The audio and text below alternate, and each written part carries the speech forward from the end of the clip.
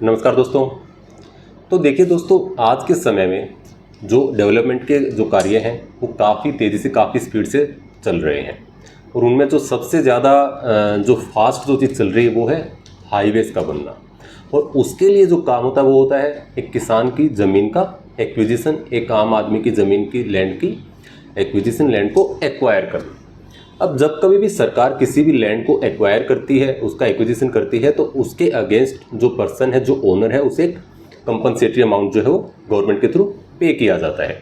अब उसके बाद क्या होता है कि जो एक पर्सन है जिसकी ज़मीन एक्वायर हुई है, जो उस लैंड का ओनर है, वो सबसे पहले एलएसी में अप्रोच करता है ताकि उसको जो कंपनसेशन मिला है उसमें कुछ हाइक हो। उसके बाद फिर हाई कोर्ट और फिर सुप्रीम कोर्ट से जाके जो पर्सन है वो सेटिस्फाई होता है और उसको वहाँ से सेटिस्फैक्ट्री अमाउंट जो है वहाँ से ऑर्डर आता है और उसको सेटिस्फैक्ट्री अमाउंट अपनी ज़मीन के बदले में मिलता है। तो अब ऐसा ही एक सिनारियो हुआ था जहाँ पे एक केस जो है आपके साथ में उसका शेयर करूँगा, जो कि है ऑनरेबल सुप्रीम कोर्ट की जजमेंट। तो ये जो केस था वो था new Okhla industrial development authority versus Harnand Singh, यानी कि नोएडा वर्सेज हरनंद सिंह का केस। तो इस केस में ऑनरेबल जस्टिस सूर्यकांत और ऑनरेबल जस्टिस केवी विश्वनाथन जी की बेंच ने, ऑनरेबल सुप्रीम कोर्ट ने एक लैंड एक्विजिशन में जो कंपनसेशन दिया जाता है उस चीज़ को 3 पॉइंट्स में, 3 फैक्टर्स में उसको डिस्ट्रीब्यूट किया है कि आप किस किस चीज़ को आप इस टाइम पे कंसीडर कर सकते हैं। तो सबसे पहला जो पॉइंट निकल के आया है वो आया है कि जो आपकी जो लैंड है उसकी कैरेक्टरिस्टिक्स क्या है। देखिए, जब कभी भी एक आम आदमी भी, आप भी या मैं भी, जब कभी भी एक लैंड को परचेज करने के लिए जाते हैं तो सबसे पहले हम क्या देखते हैं कि ज़मीन के आसपास क्या क्या रिसोर्सेज हैं, क्या वहाँ पे बिजली और पानी की जो है प्रॉपर सप्लाई है, क्या वो ज़मीन जो है किसी प्रॉपर हाईवे से या एक्सप्रेसवे से या किसी रोड से कनेक्टेड है, वहाँ पे आने जाने का रास्ता कैसा है, कनेक्टिविटी कैसी है, वहाँ पे क्या क्या फैसिलिटीज़ अवेलेबल है,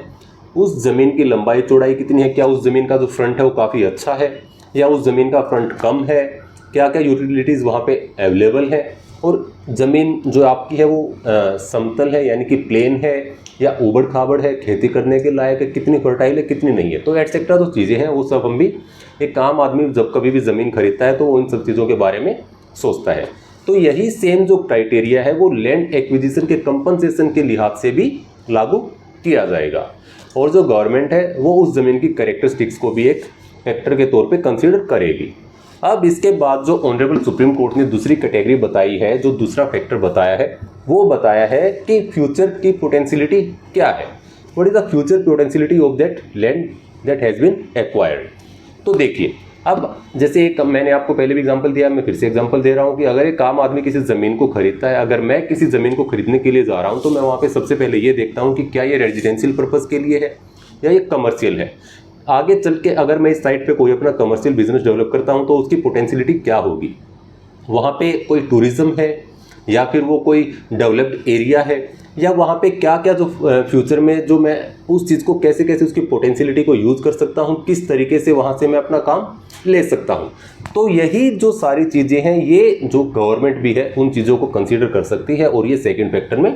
काउंट होती है। अब इसके बाद जो थर्ड फैक्टर है that is market sentiments at the time of acquisition. अब देखिए, आज के टाइम पे आप कोई ज़मीन खरीदते हैं या बेचते हैं और आज के टाइम पे हम कंसीडर करते हैं कि एक ज़मीन के टुकड़े की वैल्यू 10 लाख रुपए है, लेकिन अभी जो है सेंटीमेंट्स जो है ख़राब है, मार्केट के सेंटीमेंट्स ख़राब हैं, प्रॉपर्टी जो है वो डिवैल्यू हो रही है, या फिर हम बोल सकते हैं कि कोई पॉलिटिकल इंस्टेबिलिटी है या कोई फाइनेंशियल रिसेशन का टाइम है या कोई भी ऐसी सिचुएशन है जिसकी वजह से प्रॉपर्टी की उतनी वैल्यू आज के टाइम पे नहीं की जा सकती है, चाहे वो एक आम आदमी पे करता है या गवर्नमेंट पे करती है। तो उस फैक्टर को भी कंसिडर किया जाएगा। जैसे मैंने आपको बताया कि मान लीजिए आज के टाइम पे एक ज़मीन की वैल्यू 10 लाख है, लेकिन मार्केट में एक सेचुरेशन आई, स्टेग्नेशन आया और उस प्रॉपर्टी का आज के टाइम पे आपको 8 लाख रुपए रेट मिल रहा है। तो वही सेम सिनारियो गवर्नमेंट के एक्विजिशन के केस में भी अप्लाई होगा। और अगर गवर्नमेंट किसी लैंड को एक्वायर करती है तो उस टाइम के मार्केट के जो सेंटीमेंट्स हैं उनको भी कंसीडर किया जाएगा। तो ये 3 बेसिक फैक्टर्स जो हैं ऑनरेबल सुप्रीम कोर्ट ने अपनी जजमेंट में दिए हैं, जिनके बेसिस पे जो अगर लैंड एक्वायर होती है, लैंड का एक्विजिशन होता है, तो वहाँ पे कंपनसेशन जो है वो हमारी गवर्नमेंट जो है वो पे करेगी। तो इन सभी तीनों फैक्टर्स को वहाँ पे कंसीडर किया जाएगा। और जो मैंने आपको केस लो बताया है, यहाँ पर भी लोगों को एक इंक्रीमेंट के साथ बाद में जो अमाउंट है वो पे किया गया था। तो उम्मीद करता हूँ कि ये वीडियो आपकी काफ़ी मदद करेगी, और आपको ये वीडियो पसंद आई हो तो आप वीडियो को लाइक कीजिएगा, शेयर कीजिएगा और चैनल को सब्सक्राइब जरूर कीजिएगा। बहुत बहुत धन्यवाद।